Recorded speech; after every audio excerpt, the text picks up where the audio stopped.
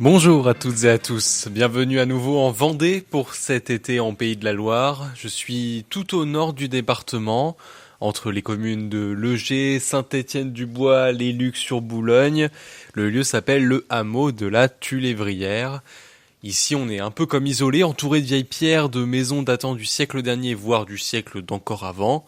Et au détour de ces maisons, on tombe sur la chapelle de la Tulévrière, notre sujet d'aujourd'hui. Une petite chapelle qu'on traverse en tout juste 5 ou 6 pas dans toutes les directions, mais qui porte un grand intérêt historique lié à la période des guerres de Vendée. Et pour présenter ce lieu, personne n'est mieux placé que Laurent Charrier, historien et auteur d'un livre sur l'histoire du lieu, et en fait il habite juste en face de la chapelle. En effet, vous êtes dans un lieu assez atypique, puisque vous êtes certainement dans le seul lieu qui a été construit en pleine terreur lors des guerres de Vendée et qui est toujours debout. Alors, je me plais souvent à reprendre la phrase d'un curé du 19e de Saint-Étienne-du-Bois qui disait « La chapelle de la Tulévrière a été construite à la lueur des flammes des églises de Legé, les Lucs et Saint-Étienne-du-Bois lors de passage des colonnes infernales. » Donc c'est un peu ça. C'est un lieu qui a été construit en pleine terreur pendant l'année 94, qui a été remanié certes par la suite, mais qui prend racine directement dans des événements violents en fait de ces guerres de Vendée. La terreur, les colonnes infernales, 1794, tout ça, ça résonne dans la mémoire d'une majorité de Vendéens. C'est un souvenir d'une histoire qui est très prégnant dans le département. L'histoire de la chapelle de la Tulévrière s'inscrit donc dans cette période. L'histoire, en particulier l'événement, prend place une nuit, le 1er mars 1794. La veille, la 9e colonne infernale du général Cordelier a ravagé le village des Lucs-sur-Boulogne lors d'un accrochage avec les troupes du général Charette.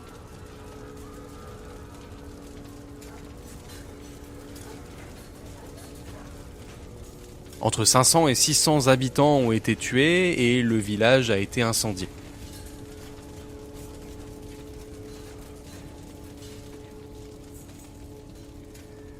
Et le lendemain, la colonne s'est rassemblée et elle se déplace vers l'ouest sur quelques kilomètres, le long de la rivière de la Petite Boulogne. Et sur son chemin vers Saint-Étienne-du-Bois se trouve le hameau de la Tulévrière. Ici, depuis quelques mois, on a accueilli l'abbé Alexandre Ténèbres. La Tulévrière est un village complètement caché dans les bois, sur les bords de la Petite Boulogne. Et en fait, dans le méandre de la Petite Boulogne, on a juste un gué pour arriver au hameau, puisque les routes n'existent pas à l'époque, avec des chemins creux. Donc Ténèbres, ici, est en sécurité. C'est un petit peu un village où on va, pendant toute cette période révolutionnaire, recevoir des proscrits. 93, 1er mars 94, vous avez plusieurs colonnes infernales qui vont partir de Legé, à proximité, en Loire-Atlantique, et prendre la direction de la Tulévrière.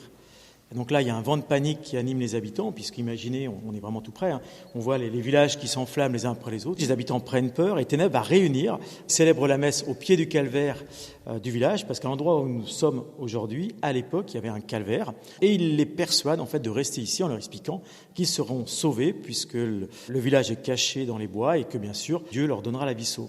Sauf que 22 personnes vont préférer aller se cacher à l'extérieur. Alors le moment, il est terrible. Les couples se déchirent. Joseph Brault, qui accueille l'abbé Ténèbres, bien lui fait le choix de partir, alors que sa femme et ses 2 petites filles restent dans le village. Et la sœur de Joseph Brault part en emmenant sa petite fille et en laissant son mari et ses 2 grands-enfants. Il y avait combien d'habitants à la Tulévrière à ce moment-là ? Il y a les habitants qui habitent, plus les habitants des autres villages qui sont venus se réfugier ici. Donc on a à peu près une centaine de personnes. C'est terrible, puisque imaginez, on est dans des petits hameaux où on se marie en endogamie. Donc les gens sont tous plus ou moins beaux-frères, belles-sœurs, cousins, cousines. Donc là, il y a un moment tragique qui se passe. Et ces 22 personnes partent. C'est-à-dire qu'elles quittent le hameau et vont se cacher dans un petit bois sur la commune entre les Lucs et Beaufou, qui s'appelle la Gîte des Mattes. La colonne infernale se dirige vers la Tulévrière, sauf qu'elle va changer son parcours. Elle va passer un peu plus au nord, elle va rejoindre l'actuelle route.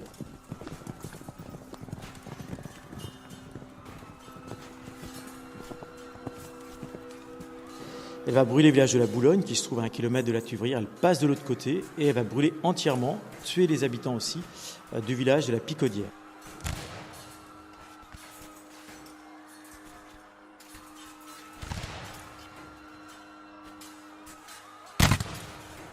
Pour que vous compreniez bien la topographie, on est à peu près à une centaine de mètres de la Picaudière, de l'autre côté de la rivière. Ça veut dire que les républicains vont massacrer les habitants de la Picaudière, ne verront pas la Tulévrière et ils vont continuer leur route en direction des Lucs. Alors pourquoi il y a toujours, bien sûr, l'événement est important, il y a tout ce qui va avec. Il y a aussi le fait qu'on est le 1er mars 94, qu'il a beaucoup plu. Et en fait, la Petite Boulogne fait un méandre assez conséquent, parce qu'il y a une pêcherie un peu plus loin. Et on peut supposer qu'elle était très large à ce moment-là, et que les Républicains ont dû penser que c'était un étang ou un lac. Ils ne se sont pas imaginés que derrière, il peut y avoir une maison. Ils vont continuer leur route, et ils vont tomber sur les 22 personnes.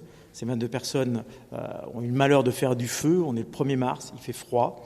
Les Républicains ne passent pas très loin, ils ont aperçu les braises et vont donc massacrer les habitants.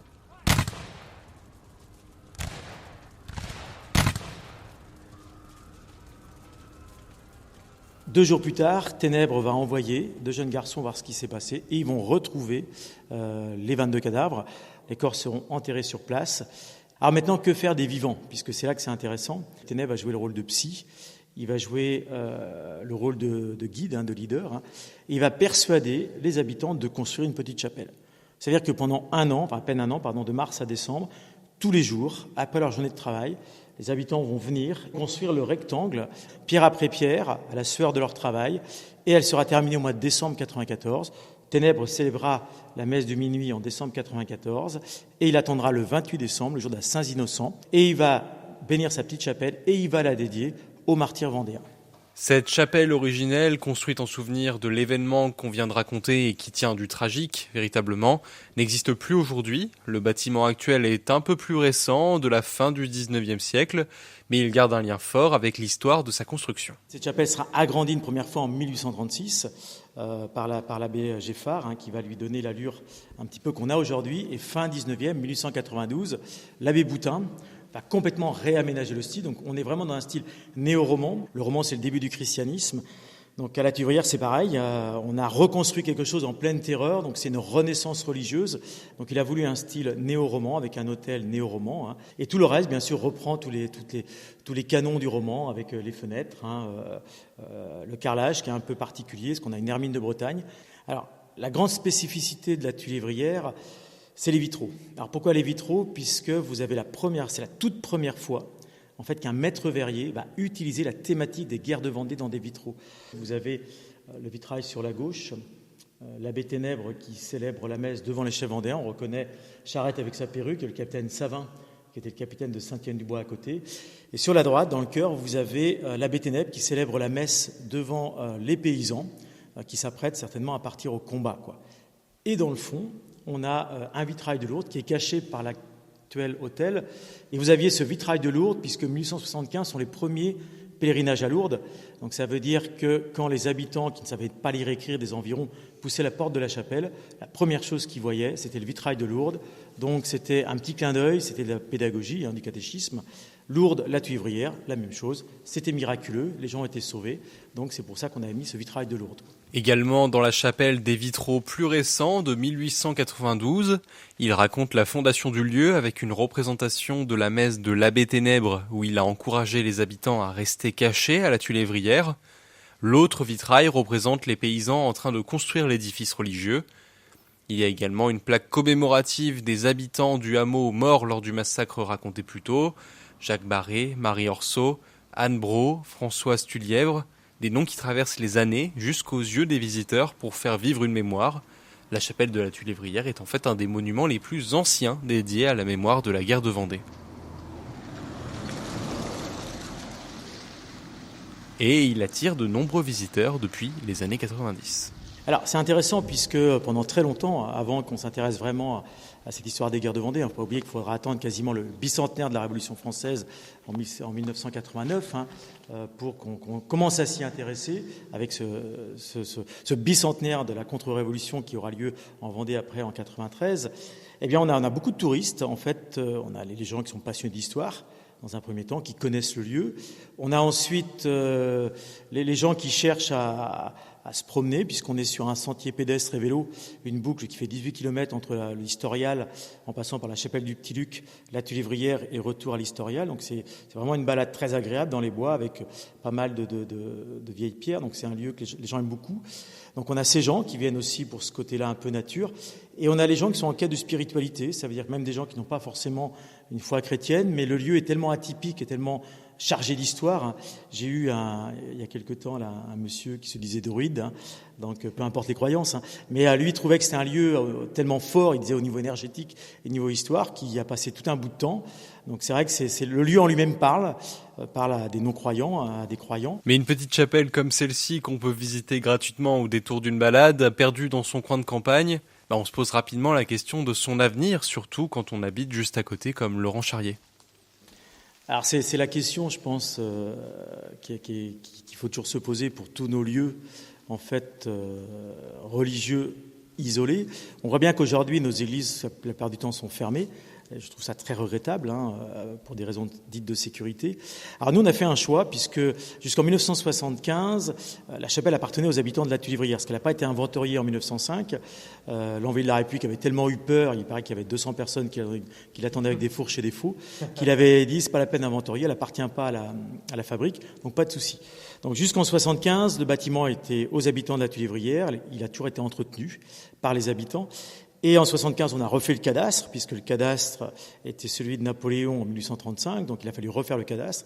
Et le maire de l'époque a apporté comme bien communal toutes les parcelles de terre autour pour pouvoir faire des chemins, des routes. Conséquence, en 1992, quand on a parlé du bicentenaire de la chapelle, s'est posé la question de la propriété. Et en fait, comme la commune était propriétaire des terrains, par la force des choses, aujourd'hui, elle est propriétaire des murs qui sont au-dessus. Donc aujourd'hui, c'est un lieu communal. Alors jusqu'il y a quelques années, c'est toujours des familles qui s'en occupaient. Jusqu'à quelques temps, c'est ma mère qui ouvrait le matin, fermait le soir. Aujourd'hui, c'est notre voisine qui a pris, on va dire, le relais, puisque en travaillant, c'est compliqué. Donc elle ouvre tous les matins, ferme tous les soirs. C'est aussi une volonté communale, puisqu'on veut que le lieu soit ouvert à tout le monde. Ça reste un lieu paroissial. Ça veut dire qu'aujourd'hui, on a la messe une fois dans l'année au mois de septembre. Alors cette année, c'est le dimanche, je crois, 10 septembre ou 11 septembre. Le dimanche, voilà, du 10 ou du 11 septembre. On a toujours une messe en extérieur devant la chapelle, puisqu'il y a beaucoup de monde, donc on ne peut pas tous rentrer dedans. Régulièrement, il y a des offices, donc il n'y a pas de souci quand il y a des demandes. Donc c'est un lieu qui vit, donc c'est un lieu paroissial, c'est un lieu communal, c'est un lieu de mémoire, c'est un lieu aussi de musée. Donc pour répondre vraiment à votre question, l'objectif c'est qu'elle le reste, qu'elle soit toujours ouverte. La mairie a un projet de restauration de la forge à côté. Donc justement, on veut maintenir ce côté ouvert, et on fera en sorte qu'elle soit le plus longtemps possible, qu'elle soit ouverte tous les jours, accessible à tout le monde. La mairie, on propose des visites guidées pour les groupes, à la demande. On a régulièrement des groupes qui viennent. On est ouvert pour le Journée du patrimoine de pays, des Moulins, là, au mois de juin. Et on est ouvert aussi pour les journées du patrimoine européen du mois de septembre. Donc on propose des visites guidées à chaque fois pour permettre aux gens de venir découvrir le lieu pour les plus intéressés. Autrement, elle est toujours en visite libre toute l'année sans problème. La chapelle de la Tulévrière est donc visitable tous les jours jusqu'à 18h, l'heure à laquelle elle est refermée par les habitants du coin. Pour trouver le lieu, c'est assez simple. Il suffit de vous rendre du côté des Lucs-sur-Boulogne, de Legé ou de Saint-Étienne-du-Bois dans le nord de la Vendée. Le lieu sera indiqué assez facilement et malgré le manque de réseau, le GPS pourra vous emmener sur les lieux. La chapelle de la Tulévrière, c'était une nouvelle escale de votre été en Pays de la Loire.